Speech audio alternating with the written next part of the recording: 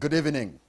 529 members of parliament have been sworn in to constitute the 11th Parliament of Uganda. The parliamentary chamber was originally built for only 100 members, but now it has to accommodate 5 times its original capacity. Can the power of persuasion and debate guide the inner workings of parliament, or majority NRM party will rely on the strength of their numbers to attain their desired political goals? With their major role being representation, appropriation, and oversight, what will be the legislative agenda of the 11th Parliament? My guests tonight are Honorable Anna Deke, MP Soroti District, Honorable Matthias Mpuga, MP Nyendo Mukungwe, and Honorable Thomas Tayebwa, MP Ruhinda North.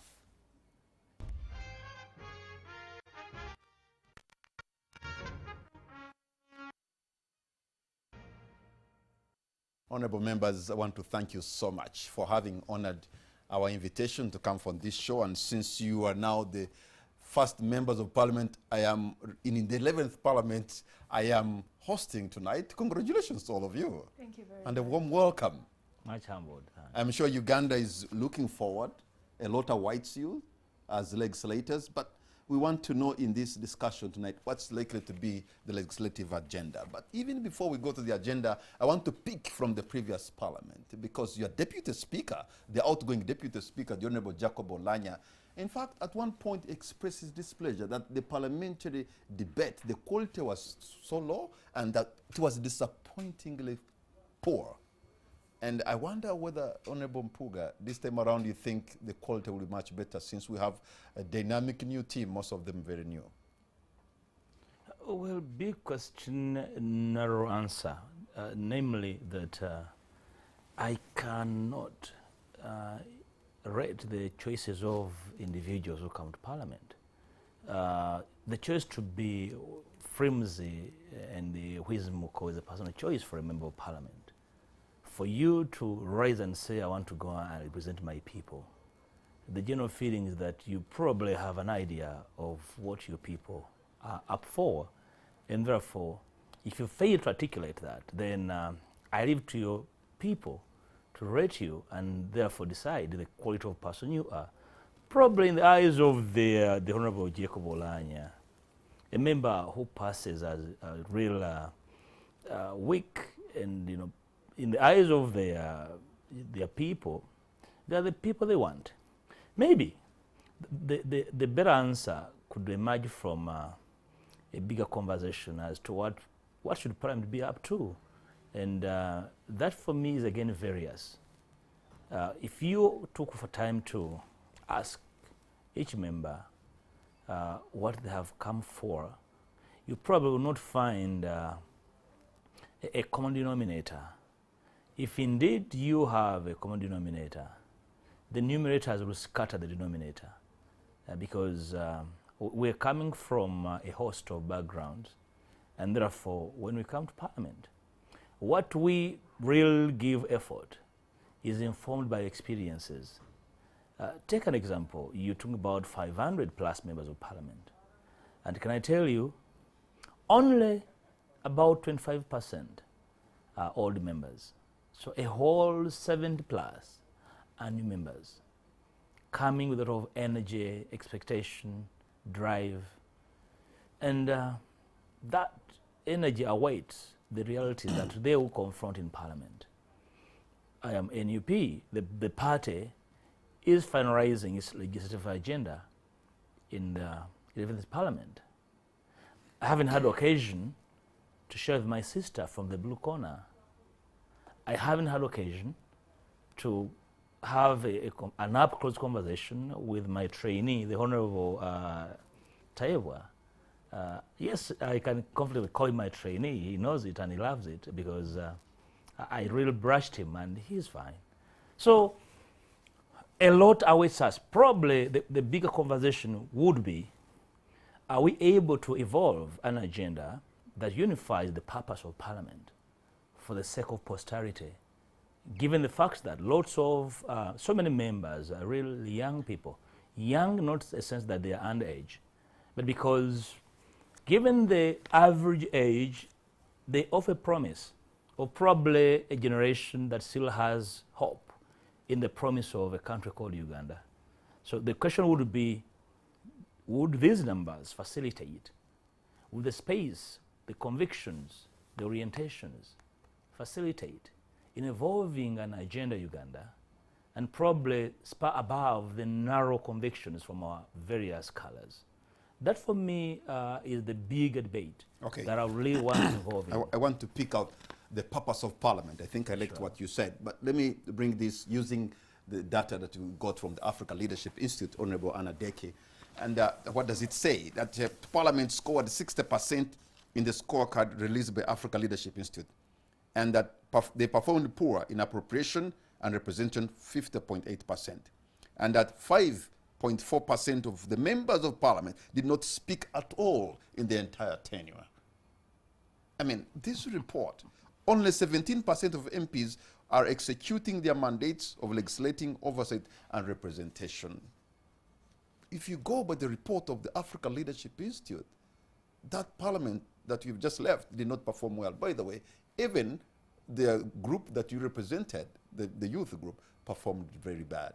Are we likely to see things go better this time around? Well, you know, Patrick, having been a member of the 10th Parliament, there's many things to be happy about, and then also many things that don't make me too proud to have been a member of the 10th Parliament. And so many things account for that performance, Patrick. You know, with the very high attrition rates of Parliament, it takes a while for new MPs to get a grasp of how things happen in Parliament, to be able to appreciate their roles of legislation, appropriation, and oversight. Takes them quite a while, because you see, Ugandans vote people from different walks of life who have simply satisfied the constitutional requirements of member of Parliament. But when you come to Parliament, you're going to learn new stuff. It's new stuff about how the economy runs, the cycle of the economy, the finance cycle of the country, what a budget framework paper means, you know. So it's all new stuff, and it may take, depending on how the individuals are, you know, quick to grasp and become witty about these things, it takes them a while. But I wouldn't so quickly dismiss what the 11th Parliament could offer. I think that we as the FDC have a classic team, I could say that. We have members of Parliament that have joined us that are very learned. You see the Councillor Yusuf Sibambi, he's part of this great team of the FDC. We still have stalwarts like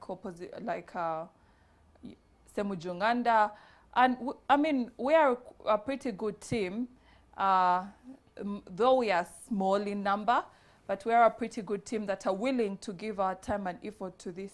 And you see, Patrick, the thing about Parliament is that the legislators have to be intentional about growing their capacity. But you know, and you're willing talking about to a good team, but you know, going by experience in the 10th Parliament and backwards, does it really have to do with the power of persuasion and debating skills? Or the Honorable Thomas Tayebwa will call his colleagues, they go into a caucus, and what the caucus decides is what you'll come to Parliament and then, if anything, legitimize whatever has been decided by the caucus. And maybe it may not even be the entire caucus. Maybe the whims of the chairman of the caucus, of the party, will carry the day, and you'll just come and vote over it, because that's what happens. I think that would directly apply to the NRM, which has many times, I think, suppressed the views of individual members to be able to facilitate an agenda for particular individuals.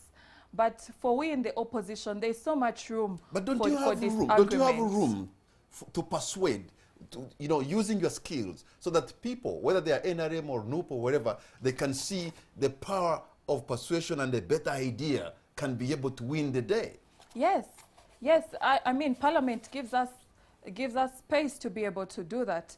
But you see, Patrick, it's not about how good your argument is. You see, when you go to Parliament, you realize that there's so many undertones that are louder and more influential than what happens on the floor of parliament. You understand? So it's not about appealing to reason sometimes. Because oh we have... Do you know what you just said? No, I agree explosive. with you. No, I do agree with you. We can persuade, and the whole... Actually, people watching can say yes. Even the members going to vote can agree and say that, yes, the opposition is right on this. But because of the undertones and the nascent yet very, very influential interests that they stand for, they always choose a wrong decision. They make a wrong decision. You see, Patrick, for example, almost every other, about in every 2 weeks or 3 weeks, there is always a request for borrowing that's brought to the floor of parliament. Members of parliament always tell the Minister of Finance that Minister of Finance, you are doing Uganda a disservice. We are borrowing, and yet the money is not being used for what it should do. We are not using up these loans, and we are actually spending money to service loans without even paying the principal sum. But, you know, members of parliament will sing this, and the speaker will make a ruling and, you know, send the Minister of Finance back. But at the end of the day, he will carry the day because they will pass the loan. Why?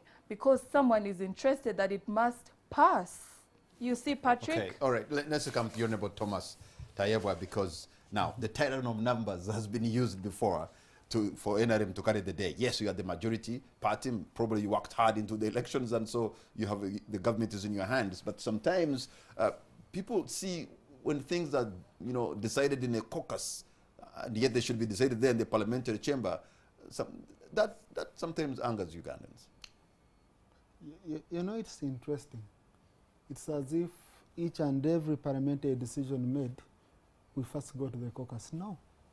On major issues that can impact on our political trajectory, you caucus. Most of the caucuses we have are about our own internal issues, mainly to do with our ideology and all that. On very, very few occasions do we go to the caucus. I can tell you out of, for example, we passed 128 bills, around that much. Of all these bills we passed, you would be shocked if I told you that like on only 2 bills we went to the caucus. The rest was left members. We passed 78 loans in this 10th parliament. We never had any caucus to discuss any loan.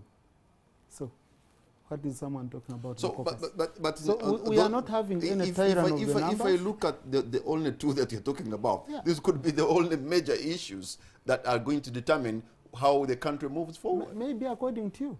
Because if you say they are the only 2 major issues, I can tell you the appropriation bill is the most important bill. Because we are appropriating the budget for the country.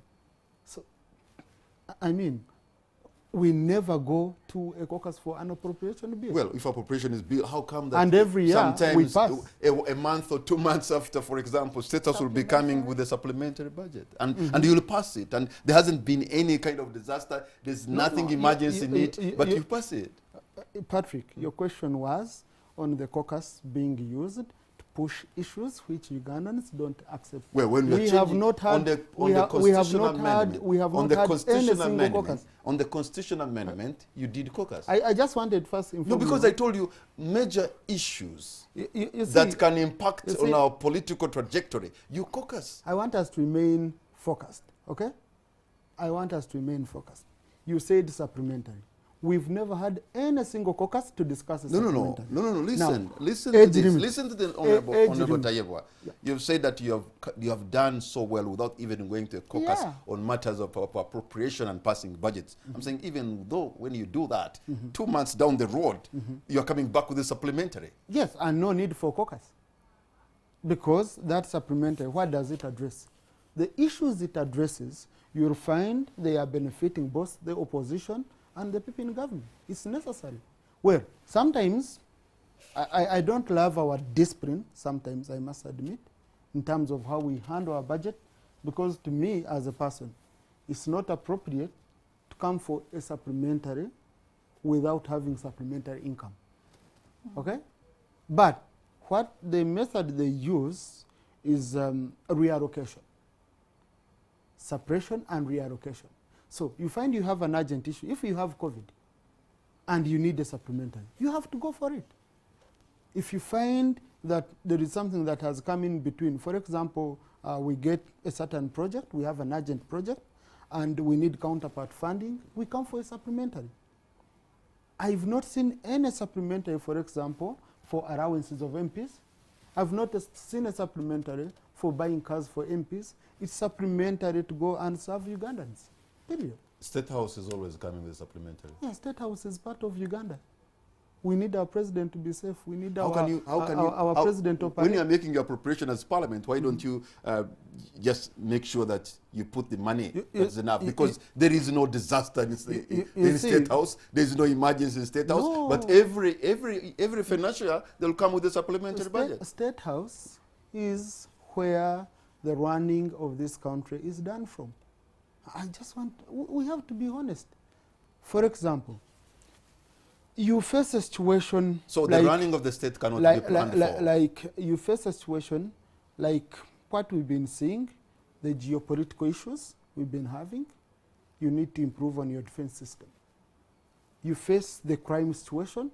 We had to appropriate a supplementary to install the cameras around town. These people who are hitting just people who are coming on border shooting people and running away. I don't think we've had such a major incident since when we had the cameras. We had to do it through a supplementary. So, to me, what is very important is scrutinizing whatever proposal is brought. We usually have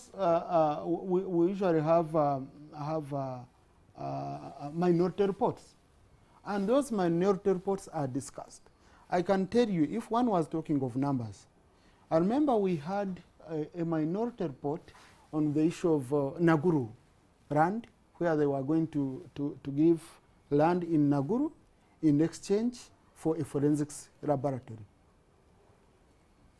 A minority report came, it's NRM MPs who used their numbers to support it, okay? And defeat the majority report that had been brought by an NRM member. Okay, now that we're talking about numbers, Honorable Matthias Mpuga, you know, we have a parliament that is as big as almost that of India, 600, 509. We had a country of 40 million. India is a country of 1.3 billion. Having said that, considering our economy, and I know maybe you may not support this because you're members of parliament, but do we really need almost 600 members of parliament? You know, Patrick, the conversation about the size of parliament was part of the bigger debate about our politics and the trend is taking. You recollect, I know you were keen when hitherto we had informal discussions involving the media, civil society, political parties that eventually engendered the people's, you know, we used to call it the People's Manifesto. We launched at Africana, and part of the discussion was that we needed to change the manner in which members of parliament are elected, or the structure of representation. There are those who are saying we need to go for first past the post, then of course the advocates for proportional representation. That debate was part of the conversation that was suffocated in parliament when we intended to broaden the amendment of the constitution in the 9th parliament. We were advised that the 10th parliament will make consideration of these issues because there's a general debate about the size of parliament as it is really disproportional to the numbers. But where gerrymandering to attain long-term and short-term political gain is part of what informs the body politic of the power brokers and the ruling party, that conversation is normally suffocated. I know for a fact that in this parliament, I know members of parliament, with due respect, that represent numbers almost a third of what I represent. I know a member in this parliament that won and had barely 5,000 votes as the winner. The runners-up had 3,000, and the second runners-up had barely 1,000. So literally, the entire constituencies are just about 8,000 voters. And in a single parish in my constituency, I have over 10,000 voters. So generally, then you ask yourself, so what is the mode? What is followed? I remember in my committee where I used to sit with the Honorable Deke Legal and Parliamentary Affairs Committee, we did ask the chairperson of the Electoral Commission to explain to the country the population quota, because legally speaking, it should be the basis for forming constituencies. But you know, Honorable And Matthias, here we are. I'm talking about you are representing a brand new constituency. Sure. And if this was gerrymandering, you are directly benefiting from the same. Can I tell you, gerrymandering presupposes that you actually narrow geographical space and population. I actually am representing even a bigger population in number than and space. Mine is even bigger than it were before. Gerrymandering is targeted demarcating of constituencies. And I can tell you, I'm not a beneficiary of gerrymandering. There are those who are benefiting from that. So as long as we have not had a honest conversation about the purpose of Parliament, I insist. And we believe that, you know, simple employment.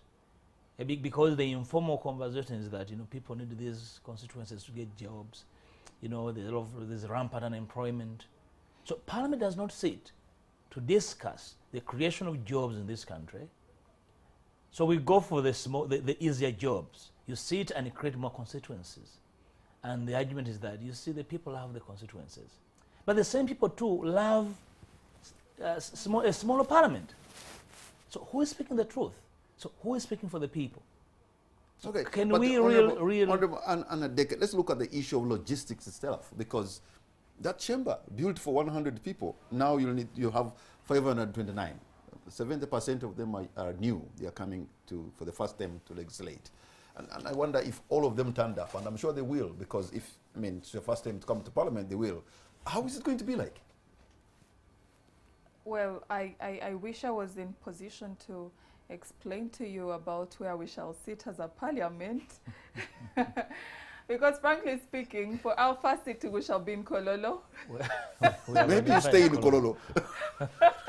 We shall be in perhaps Kololo. they'll shift to Nambole. Perhaps. But yes, I sometimes also get lost for words when I think about the numbers that are in Parliament. You see, the thing that Honorable Matthias has been speaking about gerrymandering, it basically speaks to the fact that because the NRM has spent all these years in power, they have consequently found it necessary to continue pleasing people in the wrong way.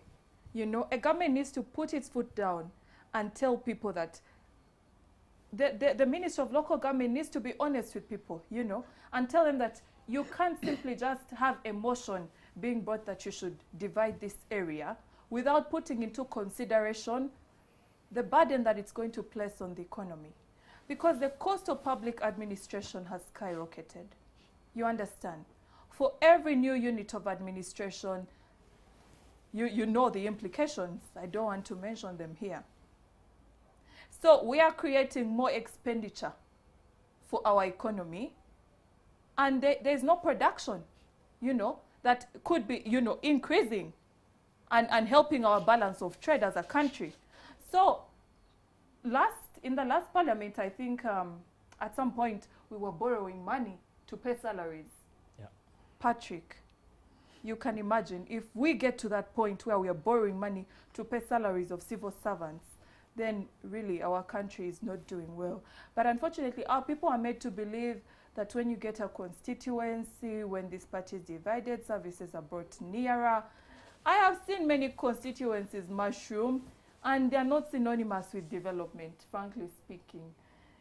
And you see, the rhetoric they fed our people with is so pitiful, because they tell you, when you subdivide this place, a sub-county headquarter is coming, so you'll get water, you'll get electricity, you'll get a tarmac road. You can imagine, Patrick. So the issue, frankly, I think, I don't know whether your parliament, that the 11th parliament, can look into the issue of the cost of public administration. No, Patrick, you can't ask the monkey to cut the forest. Mm-hmm, mm-hmm. It's impossible. It's impossible. It's got to be an executive order. And we need to clearly establish it cannot come from the current government. No, but because the current government has created this crisis. But Honorable Anne, yes. If you can remember very well, the executive presented 15 constituencies. Okay, they proposed 15. It caused a riot. Members of parliament, and you know, so I wish. I remember it took the president much pain, threats from us MPs, to say you must add on mine, add on mine, add on mine. I think we are reaching around 60. They reached over 60 Even something. I remember the Secretary to the Treasury denied us a certificate of financial implication. But we still went and Chaos, conducted business. you know. So instead of blaming the executive, we must blame ourselves as MPs. You know, the country became a caucus. Everybody is partaking of their But wait, so when you have this kind of disorder, that is generated by the executive. How about now the NRM party and I saw both opposition and NRM MPs. The NRM government. Maybe let me give horrible information. We have seen the same issue coming to when they're appointing cabinet, a very large cabinet. Do we need about 80 ministers for a country with such an economy? You know, all of them with all these, you know, sharpshooters around, you know, pushing us off the road. Can't we, like some of them, you know, reduce on the ministry? Give them some targeted, you know, work to do and results oriented. We don't have to have all those. Do we need them? The issue of sharpshooters, putting it aside, because to some extent it's indiscipline of some individuals. You see, the president has a mandate from Ugandans, okay? And he has to deliver that mandate. To me, he does research. He's the chief beneficiary of intelligence. He's the chief beneficiary of every kind of analysis.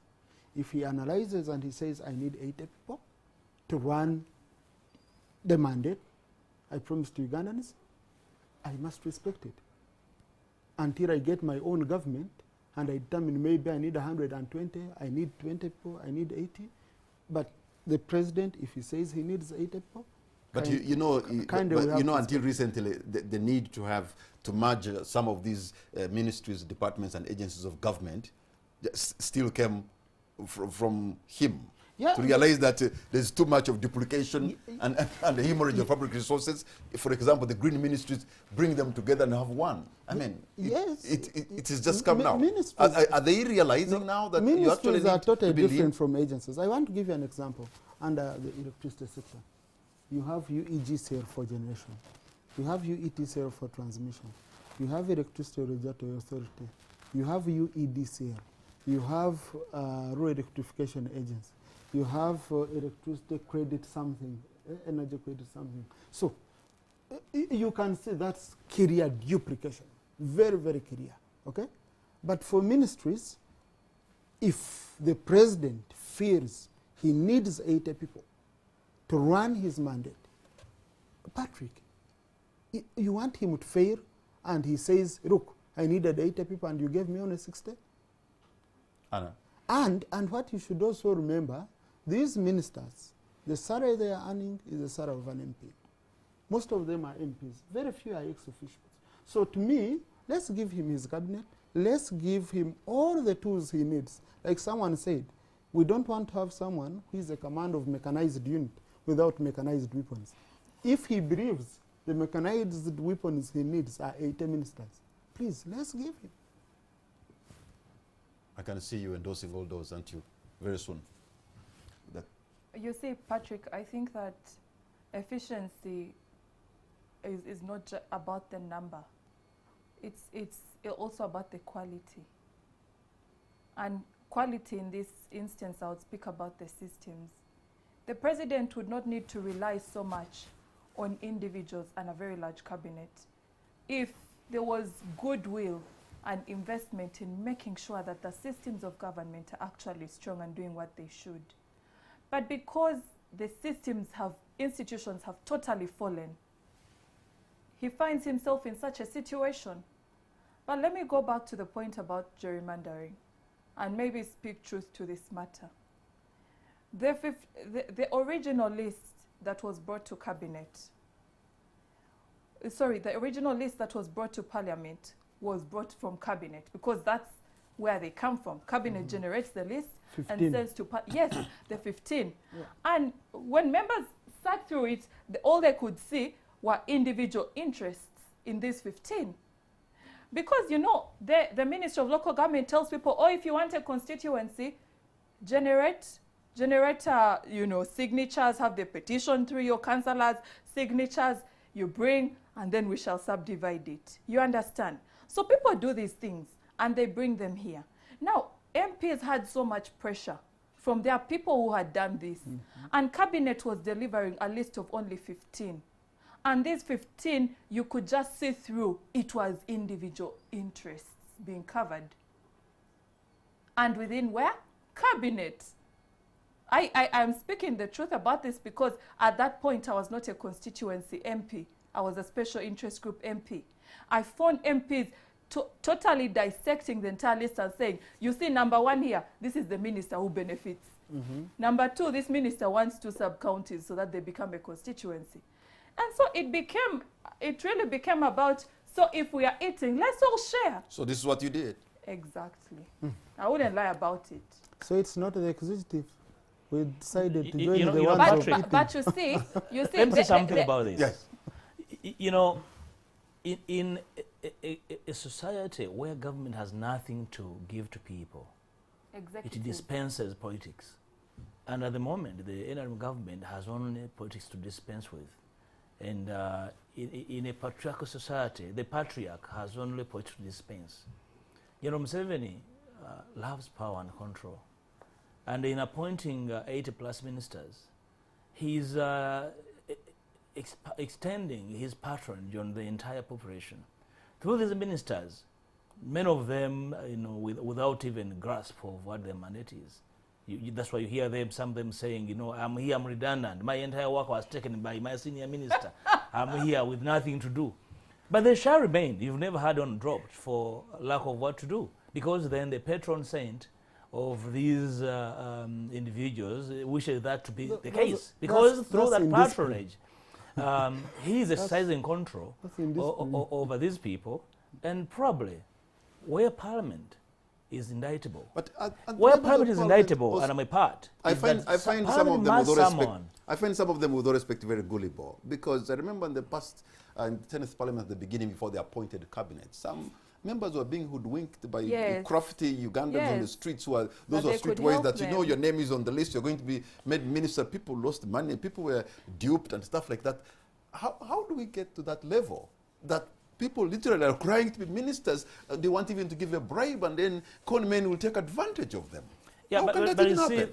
Yeah, it's because everyone wants to eat from politics, and you see, because they know. But according to Honorable Tayebwa here, and maybe you know this, there's actually no, you know, a minister just earns the salary of an MP. In fact, so what is the question is that they want to be part of the inefficiency that siphons funds from the public purse.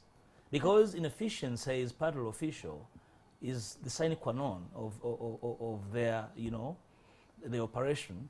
Through inefficiency, official inefficiency, they're able to siphon. And therefore, I can bet right now there are individuals working very hard to ensure maybe their name is on the list, and maybe if somebody is even busy deceiving them. And I can tell you, probably even the money is exchanging hands. I wouldn't think around it negatively that way, around inefficiency, people siphoning and all that.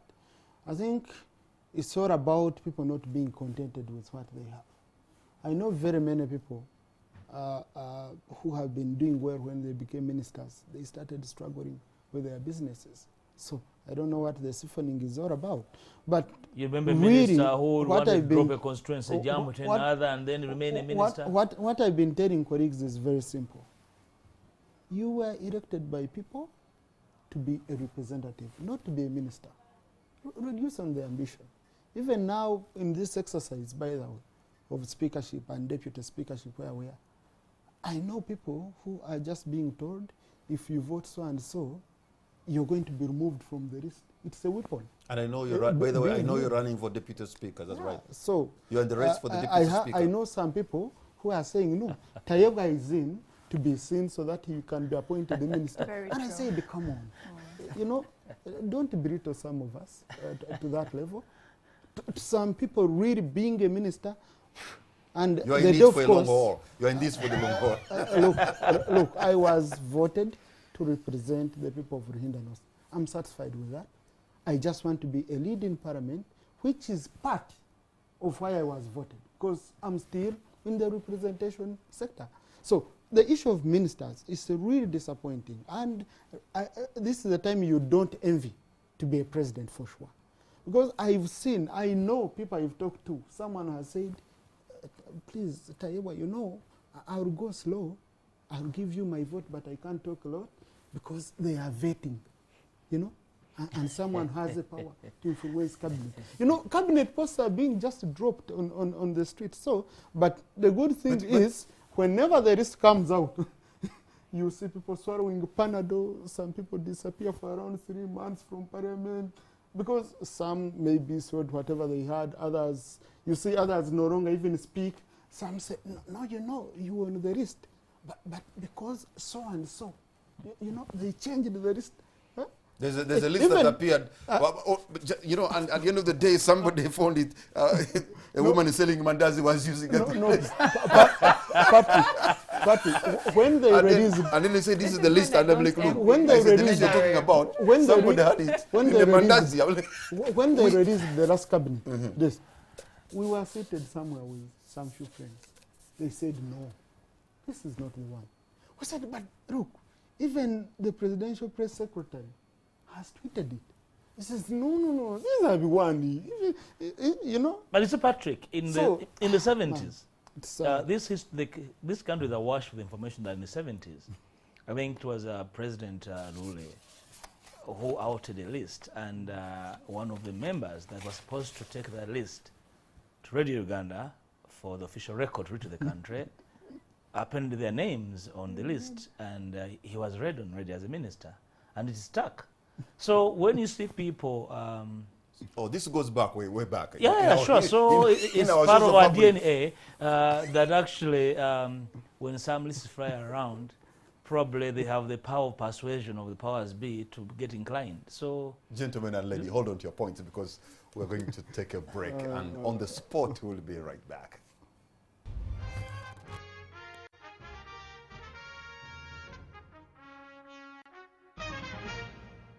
Welcome back. You're watching On the Spot. My name is Patrick Amara. My guests tonight are Honorable Matthias Impuga, Honorable Anna Adeke, and Honorable Thomas Tayewa.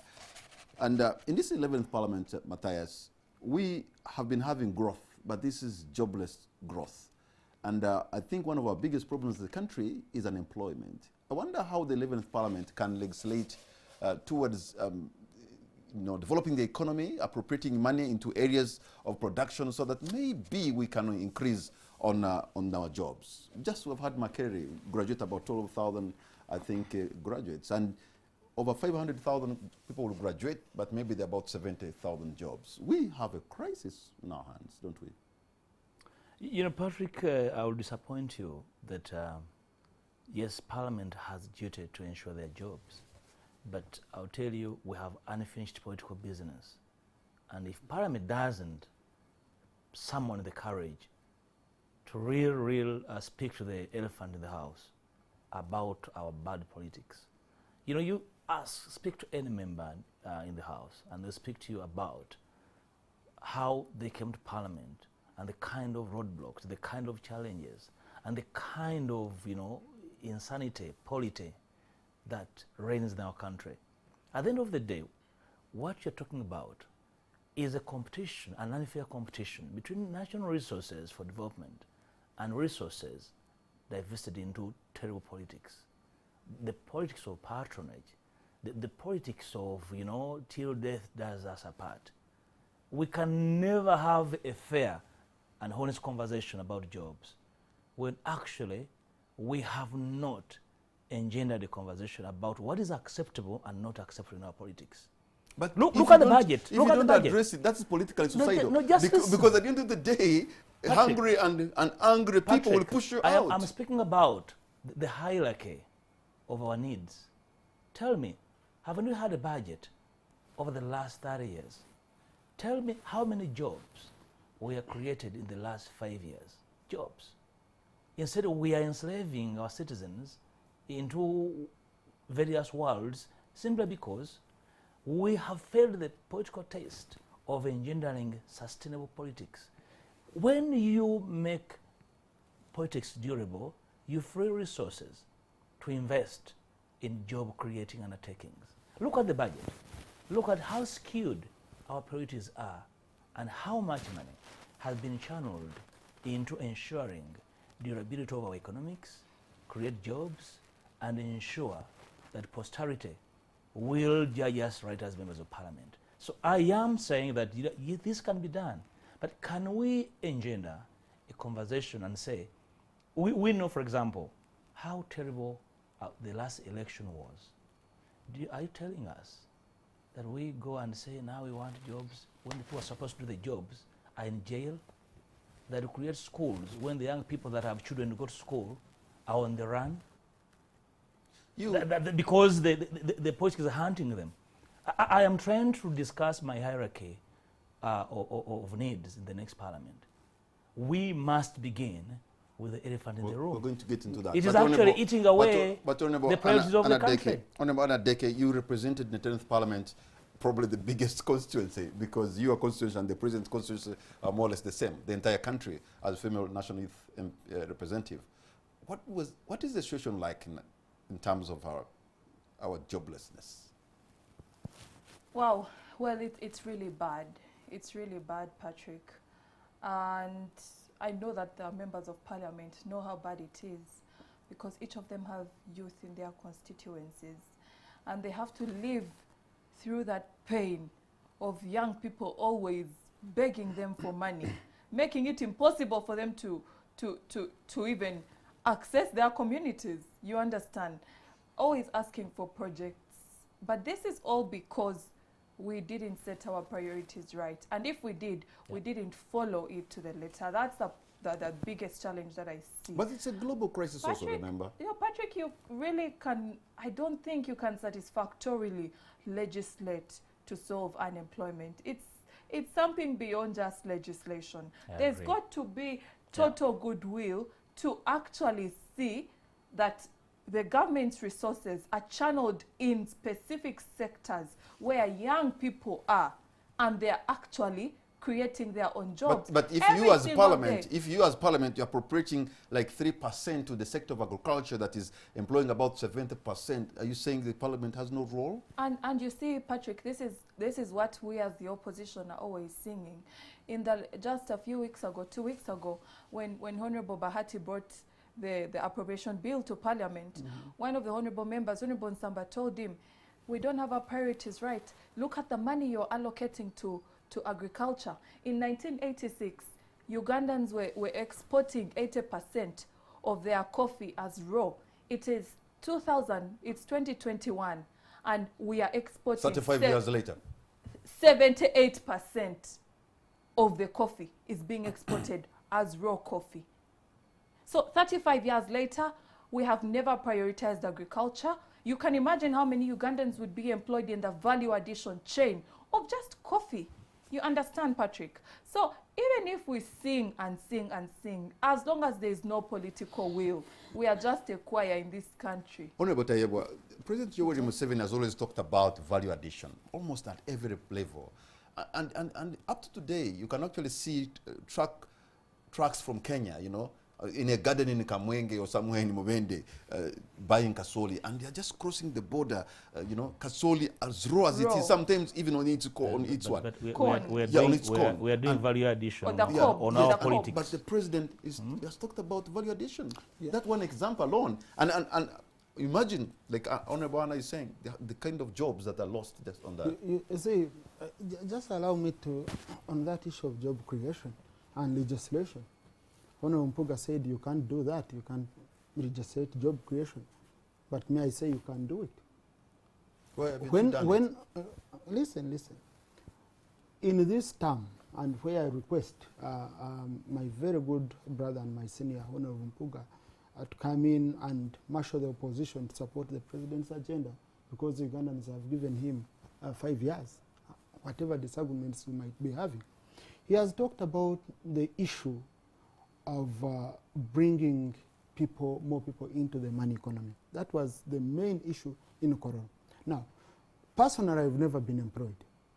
I'm very sure, Anne, you've never been employed. I've known you from Makerere. Oh, no. I don't think Mpuga has been employed. He has employed people. You have employed people. I've employed people. Okay? So, what we are talking about, he has said our focus as parliament should be doing legislation and appropriation that will help to bring more people into the money economy. What was his number one issue? The parish model. Now, in the parish model, government wanted around 430 billion. We have given it 200 billion. I know the challenges that were in place, but that's what we are looking at. Number two, you have an area like rural electrification, where we need to put money. Research clearly shows that any area that has gotten electricity, development has doubled in 2.5 years. So what does that development mean?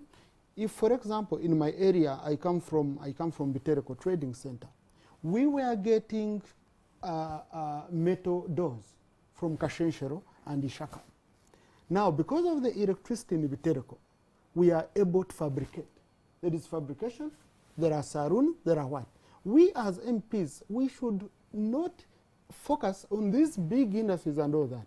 We should focus on the small scale industries. Cottage industry. When you go to a country like India, 66% of India's economy is in cottage industry. So that's what I would love us to do. When government has said they are going to establish 10 new industrial parks, please, as parliament, let's provide the money. When you look at the cost of electricity, what we should be doing as parliament now, we have done very well on generation, we are not yet doing well on transmission, and we are doing a bit well on distribution. So that missing gap, to me, if we can do it, so that we can have more reliable power. And I can give you an example, Kamara. But you know the tariff is killing the business. Yes, the tariff is killing the business because you have a taxi which is supposed to be taking 14 passengers, is taking only 7 passengers. And we should interrogate that, and we look at it. I can give you an example of Agago. We did that Agago project, okay? Because we had not yet sorted out issues of getting land for building the transmission line. We are paying 100 billion every year to the developer, to the generator for Agago Dam. So as parliament, we should interrogate it deeply and say, what can we do to expedite the process of building the transmission for Agago Dam? But I wanted to give you an example of Namamvi.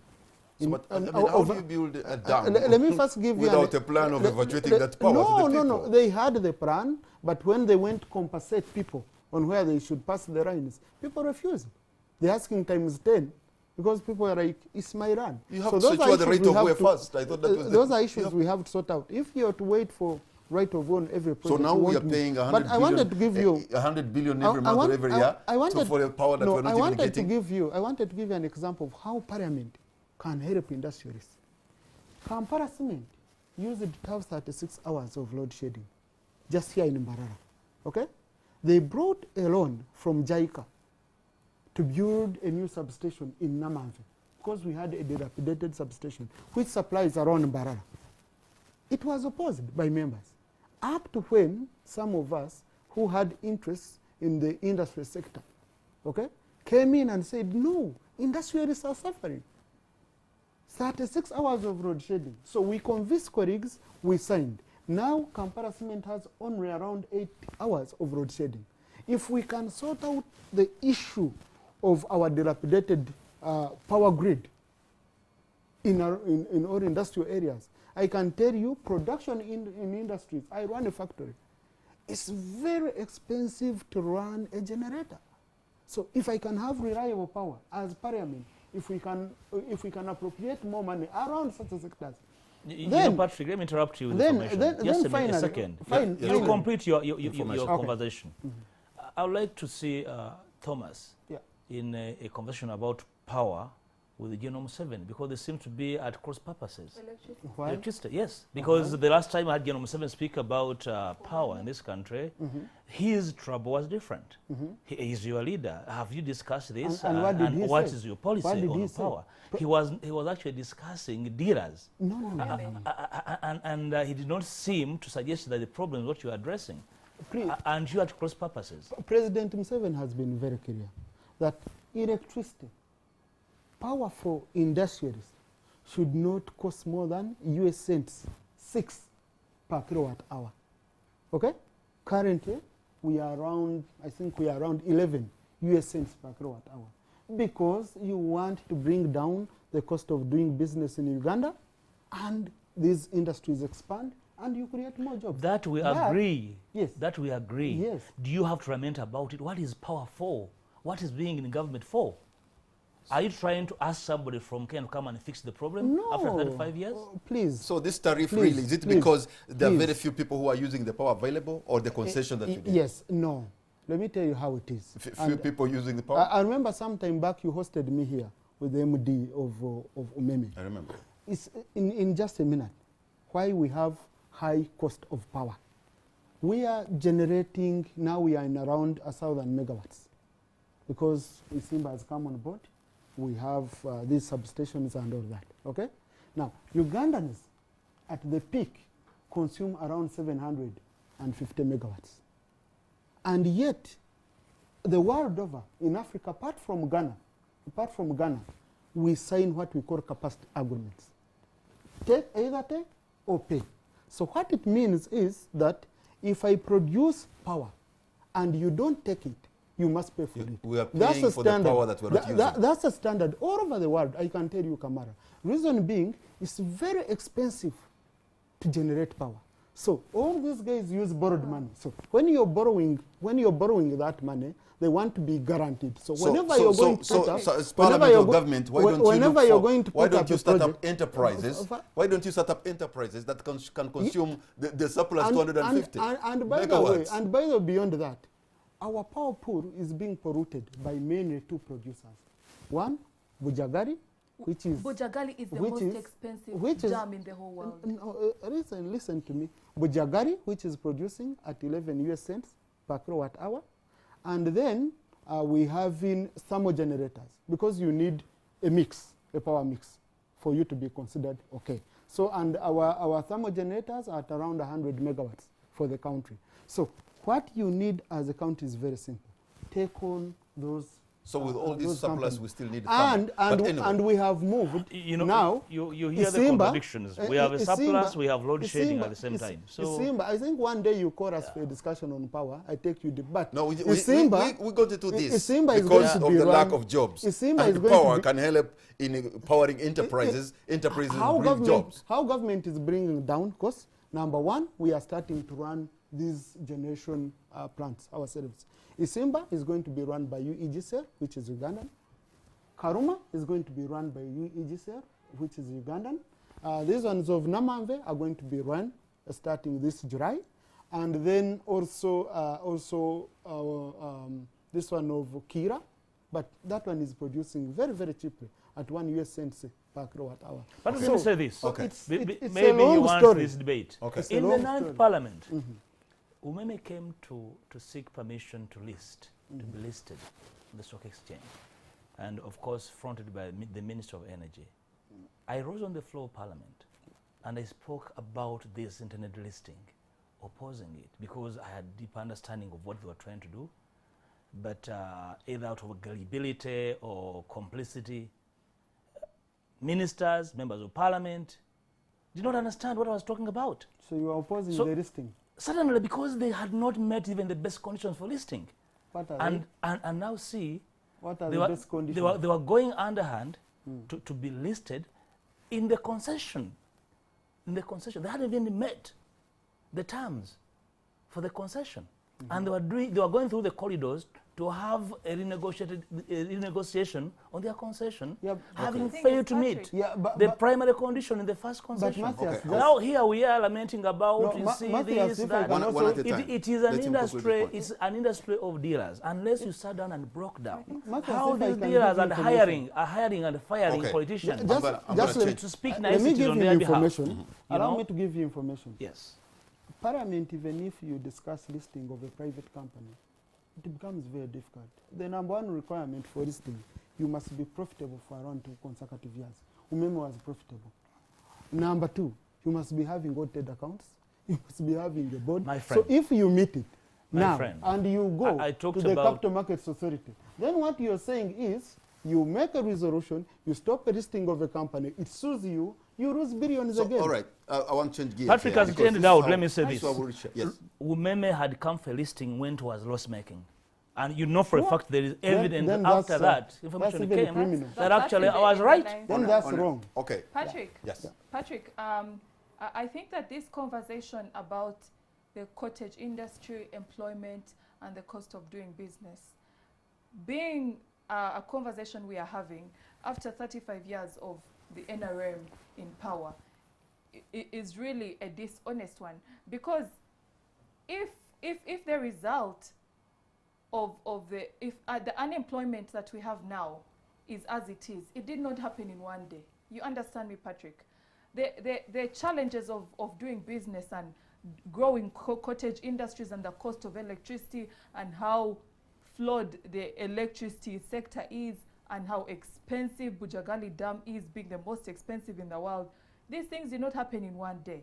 It has been subsequent. And we need to speak to the lack of political will to check these things before time, you know, before it gets to where we are. Okay, Honorable Matthias, you said sometimes moving forward we need to look back. I mean, how we've come here and how you won the elections, what we have gone through really, that needs to be addressed if we have to put our trajectory right. I mean, how far back can we go? Because there's so many things that have been happening. It's not only the November riots that where we saw a bloody shooting on the streets and 54 people have died, and since there's a report, I think the Daily Monitor has seen a snippet of it, like only 11 people who died were rioters, the other 40-something died because of stray bullets. So, and the president was telling us after swearing in, move on, elections are over, just move on. But how do you move on, but as well also look at the problems you have faced so that you maybe find a solution for them so that they don't reoccur? You know, Patrick, you know, you can move on if what has happened is simply it's a statistic. When we say people died in what's supposed to be an election, and then you say we should move on, there's somebody with a grave by their, you know, compound, and here is their son or daughter killed in cold blood, and you're telling them to move on. And in politics, any attempt to influence the public dishonestly is not sustainable. And the conversation of we move on is a dishonest conversation. How far back you want to go, again, depends on how deep your understanding of the Ugandan problem is. If you want to gloss over the Ugandan political problem by moving on because probably you have a way to go, and you think those that are watching you have no way to go, then probably you really are not addressing the problem. And my invitation to ourselves as people representing the suffering population, the population that has trusted politicians and they have turned out to be the same old politicians, need to raise their voice and demand that politics must get clean. We cannot build a country, we cannot bequeath this kind of politics to our children. Patrick, you were here in this election. I want any one of these members to speak. I can donate my time to tell them that they want to participate in another election akin to what we were in 2021. And that's why, for me, that conversation is very legitimate. It must be confronted with honesty. And if the problem is longevity of not government but an individual, Can we have a honest citizen conversation about this longevity and what it portends to posterity? And if people are going to gloss over it and say, let's discuss power, let's discuss jobs, there will be no jobs in the face of anarchy. The jobs are going to be dropped. The jobs are going to be left. The power dams are going to be hit. So we really need to sort the stupid politics. And then, like I said in my preamble about the subject, then free resources, free time, free brains. Let me tell you, Patrick, we have NDP3. They're supposed to form, to premise our budgeting. Go and browse through NDP3 and then put the budget on the side and compare whether the budget reads the intention and purposes of NDP3. Okay. The two are not speaking, and largely because we have gotten our priorities wrong, and therefore the politicians are too scared to speak about their job and how they are failed to do it, but they intend to continue politicking. I am not for that brand of politics. Honorable Thomas, you know, you come from the NRM party, the party that is in power. How do we move forward without necessarily forgetting what we went through, like the November riots? People died and maybe nobody, some people were shot and they're not rioters and nobody has been punished for such crimes. And these are heinous crimes. And yet we need to move forward. Really, I want to agree with Honorable Mpuga for the lives lost. It's very, very unfortunate. And I want people to understand that it's on both sides of the political coin. Maybe people might have heard this one was putting on this color and this happened, but it was on both sides. And it's very, very unfortunate. Any life lost. I think what we need to look at is dialogue and honest dialogue. And we put ego aside, you know, because there are people who politically survive also on looking tough, looking, I cannot talk to Museveni, I cannot talk to, no, but people talk. I've seen it in Kenya. People are talking. I've seen it in other countries. People are talking. It might be difficult. Sometimes, by the way. Hostile dependency. By the way, let me tell you. Sometimes also, as you might find some of the opposition leaders are held hostage. You say you're going to talk to Museveni, your people back will finish you. That's why you hear that some of them. So you have to appear. You have to appear hostile because that's how you can. That's how you can survive politically. That's also politically. You talk to Museveni. I think it's Chairman Wakarwa. I was reading it in the papers in Mukono when he said they are going to work with Museveni. He had to make an apology to Honorable Betty Nambo's. That's what Professor Karija called this hostile dependency. A leader, an elected leader, appearing hostile, because if you change... An elected leader has said, I'm going to work with a sworn-in president who is in charge of the resources of the country, and you say, make an apology. Okay, Honorable. You know, it's unfortunate. Patrick, I don't believe that settling what happened in the recently concluded elections is just the business of individuals.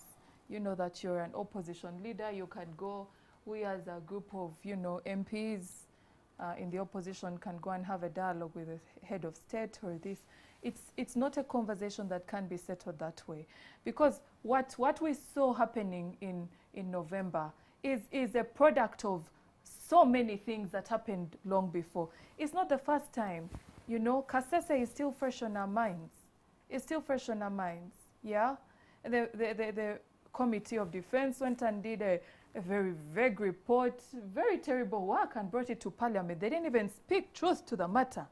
And the person that was responsible, directly responsible, is now in Parliament, a member of Parliament. You had his remarks just like a day ago. You had his remarks. You understand? So we don't have evidence that there was a rebel movement in Kasese, but we only know that over 150 lives were lost. How many women are widowed? How many children have been orphaned? I like what Thomas said. It's both sides of the coin, because I saw one of the victims of the killings in the last in November was actually an NRM councillor. Her child was shot, but that doesn't make it right. You understand? We need justice. And we need this process of truth and reconciliation to be managed by a credible body. And frankly speaking, for the opposition, we don't believe that the leadership of the president can be credible enough, because he has prevailed over a government that has seen these things happen. Justice has delayed. It's so stale that it doesn't mean anything to the people who lost their loved ones. Okay. I listened to the hot seat. You are with Godba and Moses on the line. Yeah, Hot seat. You hosted them. And I could not believe the level of impunity with which Moses, who was speaking for the NRM, addressed this issue. Yes, and I really agree with what Godba said, that this election is not over until we have justice for those people. So even if it goes on until 10 years or 20 years, it's still fresh on our hearts, because those are lives of Ugandans that were lost. Okay. So Patrick, in this really, I have heard people saying, oh, now politics is over, let's go to work. Politics is about managing society. It never gets over. What we do every single day is politics. Therefore, we must address this. And I would like really Parliament to embark on the agenda of questioning our political transition, because that's what it was about. Okay, I'm going to open the line so that maybe I can get a few Ugandans who are watching tonight and would want maybe to have an idea come through. You pick your phone and call us. The numbers are going to be on the screen. Please keep it precise and concise. And if you have any disagreement with the panelists here, you can do that, but with respect. As I wait for the calls to come in, you know, there's also another issue that I think Honorable Matthias Mpuga talked about, that people are being jailed, and if anything, the state is getting involved in abducting its own people and taking them to places that are not gazetted places of detention. And maybe their relatives are not seeing them at some point. They're not going to court. You know, I mean, why can't government follow the due process of the law? But and if somebody has Kamara, committed a crime, we let had them a pay and debate be about punished. But you ungazetted. follow the due process. Yeah, I think the president has been also very clear on that. It's illegal, okay? And everyone involved in that should Okay, be let me held hear one more call responsible. online. I have a call online. Hello, I have a call online. Hello. Hello. Hello? Hello. Yes, good evening, sir. What's your name and where are you calling from? My name is Alan Wahereza. Okay. I am from Mitoma district. From Shema? Mitoma. Mitoma. Yes. Okay. No, there is an echo, my brother. I think you have left your TV. The audio is high, so when the audio is high, it's bringing an echo to me and to you, so we can't have a healthy conversation. So for that matter, unfortunately, I'm cutting that line. I'm picking another one. Hello? I think you have left. Hello?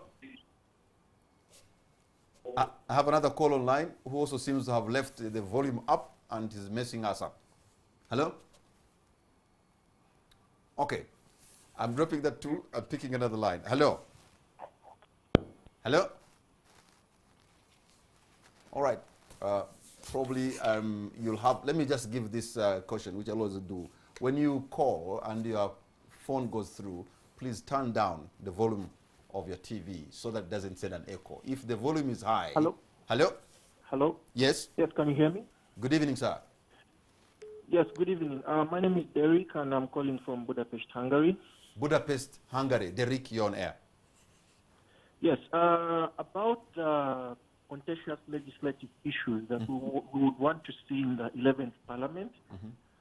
First and foremost, we would like the special interest groups to have elections by way of universal adult suffrage and not through NRM-rigged electoral colleges. I'm talking elder representatives, workers representatives, youth MPs.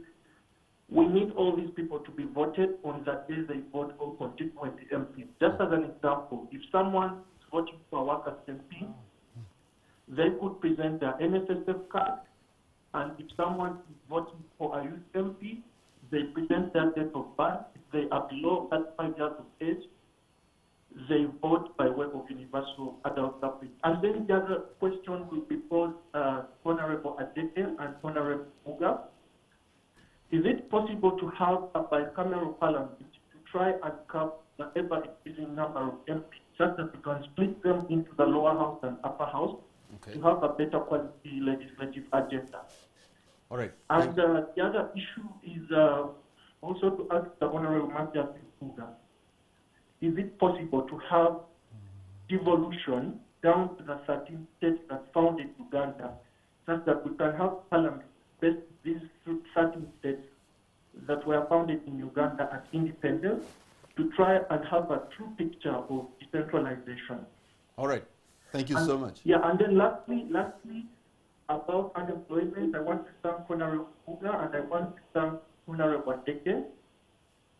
And for the Honorable Thomas Taye was very certain that the NRM party keeps financing defense at the expense of the sectors the President himself mentioned during his inauguration, that ICT, agriculture, industrialization, and he keeps putting 7 billion in defense, and ICT is left to go to the dog. Yet this is where the real jobs will be created.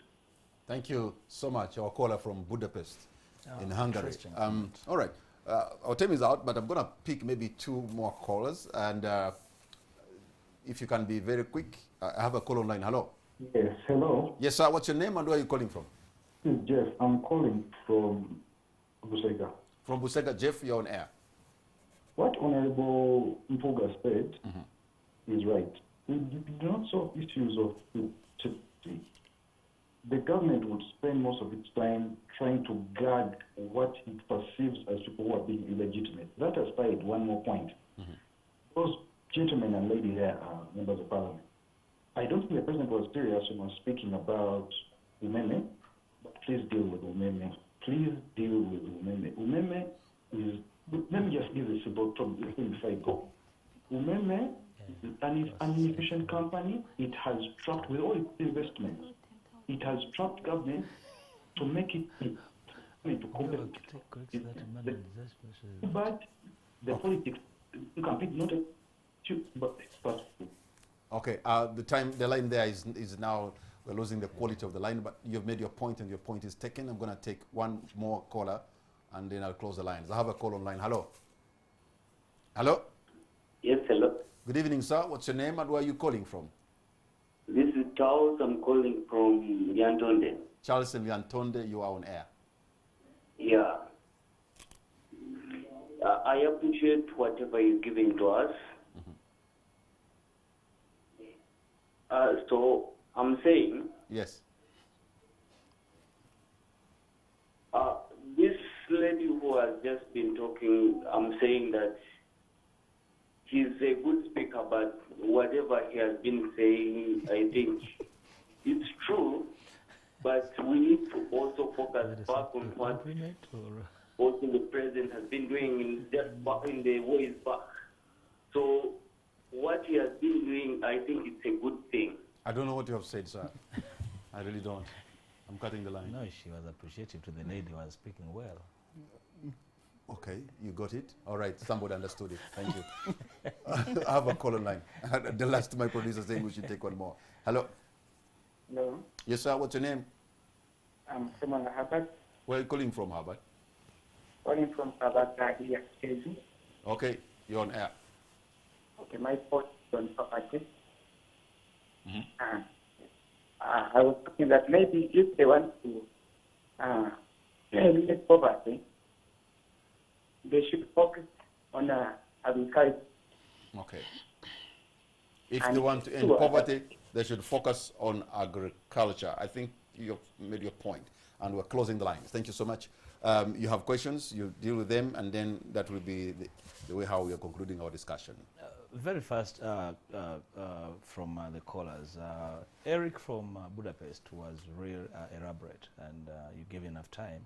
I understood him so well. One is concerned about the form of government.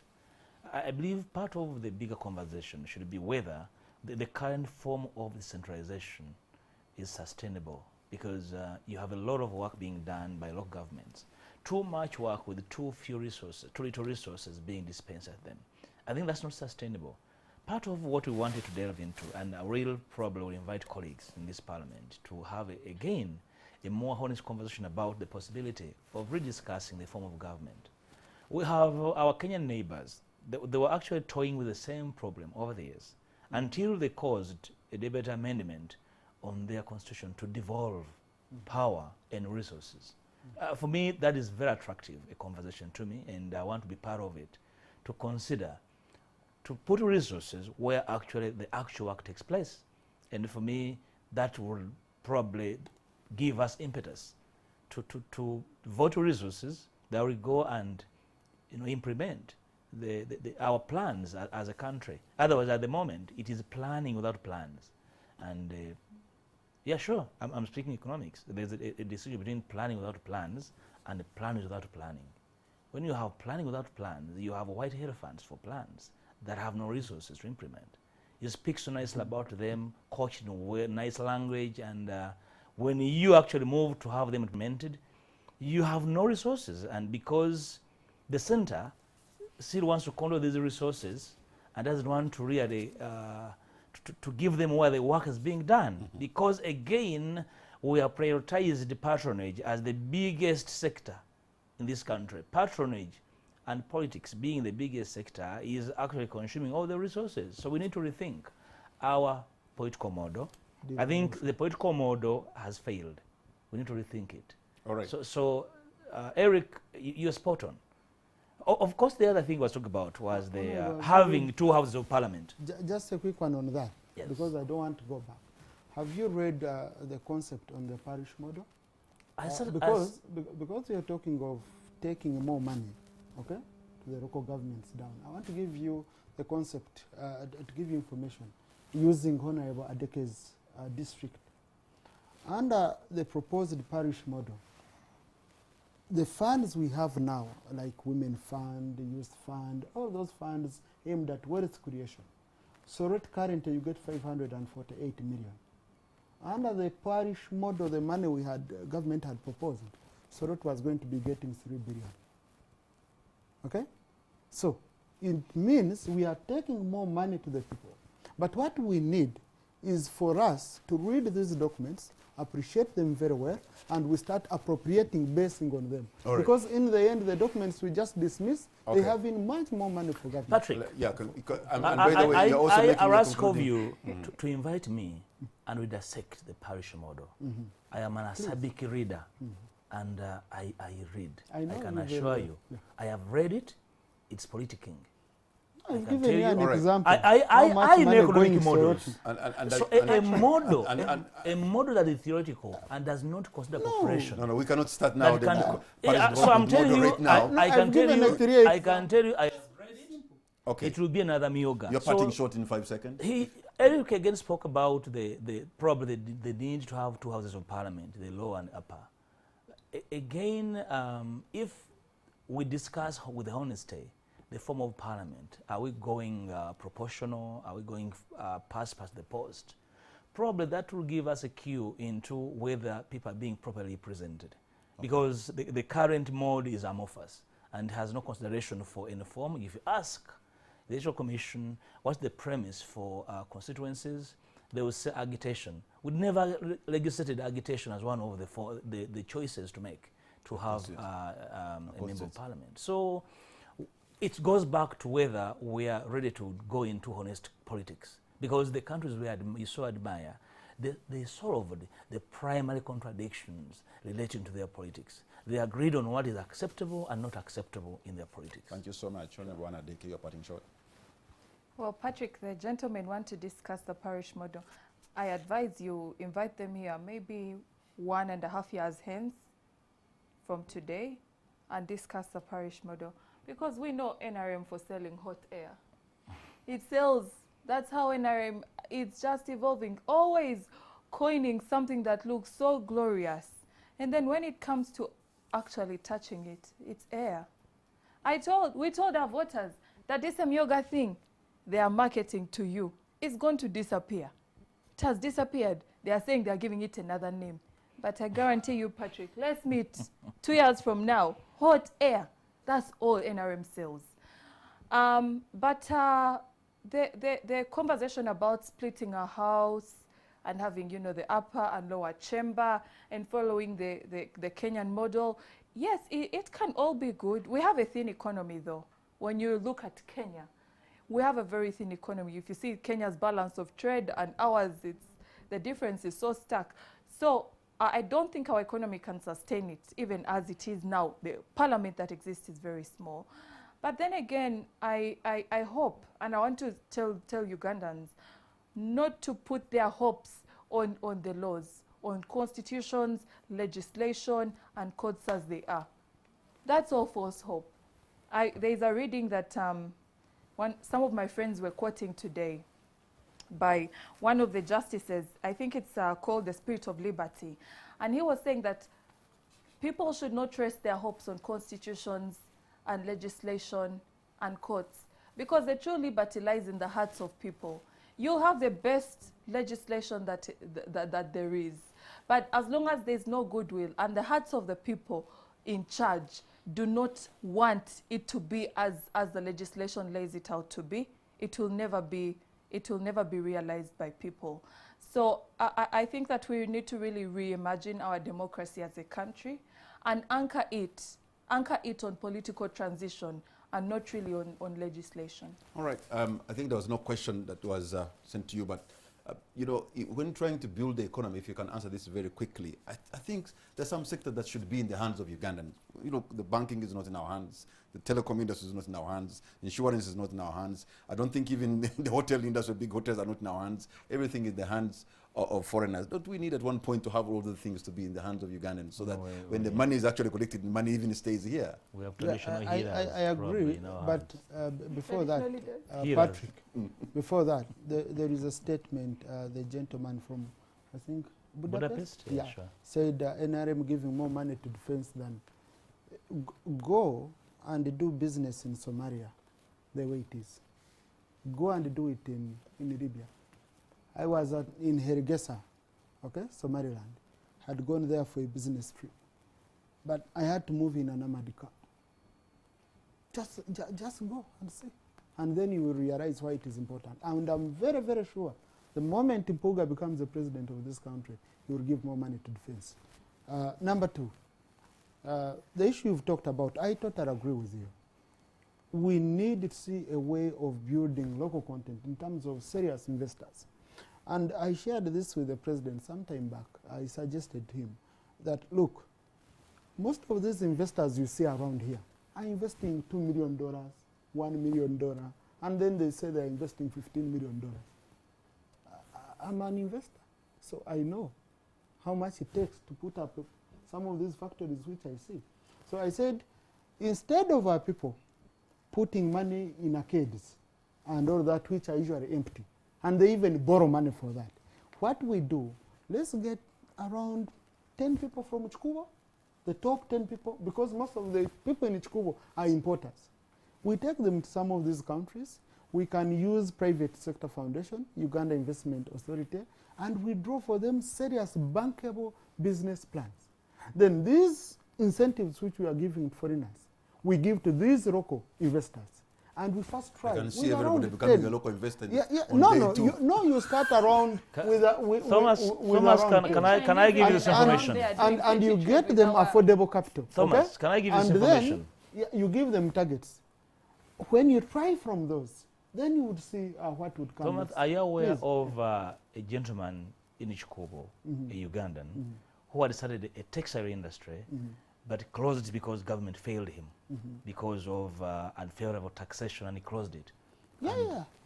That's what I'm talking about. Are you alive to that? No, that's why I said, Mr. Mpuga, Honorable Mpuga. So are they serious about investment? Honorable Mpuga, Yes, that sir. was my proposal. Yes. And that's why I said the incentives we are giving foreigners, we give them to our local people. Okay. Look at a person like Ruka now. Ruka is doing very well. But he got good land in the industrial So our time is out, gentlemen and lady. So we have to but support our own Honorable, people. are you the next deputy speaker? I am. On Tuesday, I hope you're hosting me.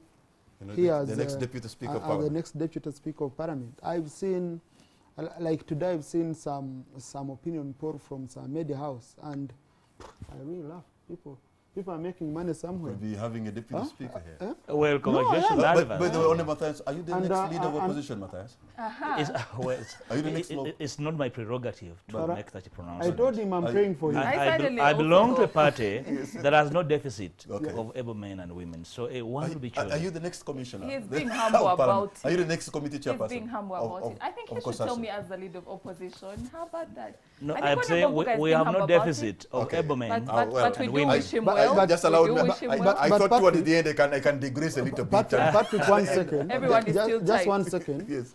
In relation to the topic we are discussing today, 2 things which I would want us to do as Parliament seriously. 1, interrogating the Treasury memoranda deeply so that our oversight role can come out.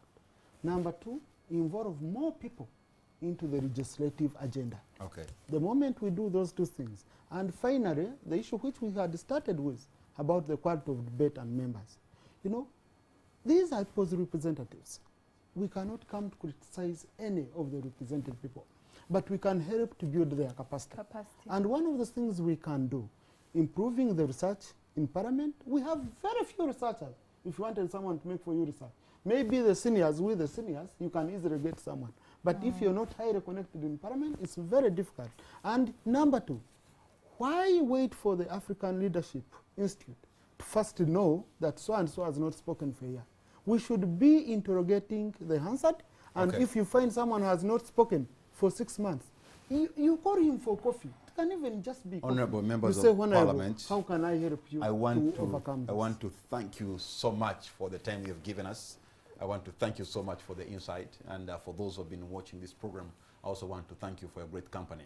Probably here on this panel, we could be having the next leader of opposition, we could be having the next deputy speaker, we could be having the next commissioner or committee chairperson. I don't know. I'm trying to digress as I conclude.